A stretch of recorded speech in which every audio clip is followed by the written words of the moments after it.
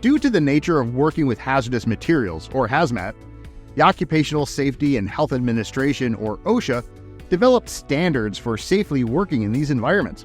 The Hazardous Waste Operations and Emergency Response Standards, also known as Hazwoper, provide guidelines on dealing with hazardous materials such as chemicals, explosive materials, and flammable solids. Hazwoper outlines how materials should be handled and what to do in case of a leak or other mishap. These environments are dangerous on their own, but then add electricity into the mix and the hazards can become catastrophic. Electricity, while an important part of our everyday lives, also comes with its own set of risks. Now, the most common injuries associated with electricity are electrocution and shock, burns, and falls.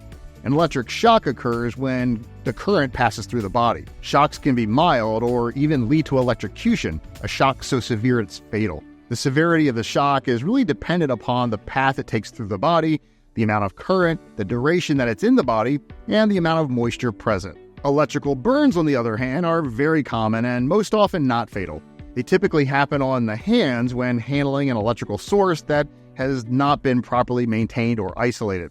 And while not fatal, they should be taken seriously and treated immediately.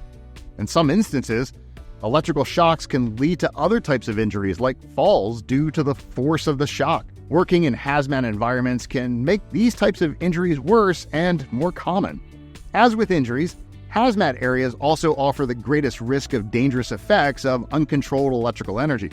These are arcs, contacting energized parts, and fire. An arc is when the electrical current jumps from one point to another. This is often caused by an overload of electrical energy, voltage spikes, or inadequate grounding. Now, since the electricity is no longer confined, arcs can cause burns, shocks, and increase the risk of combustion, especially when near hazardous materials. In addition, damaged energized parts can also lead to shocks or burns when the skin comes into direct contact with the energy source.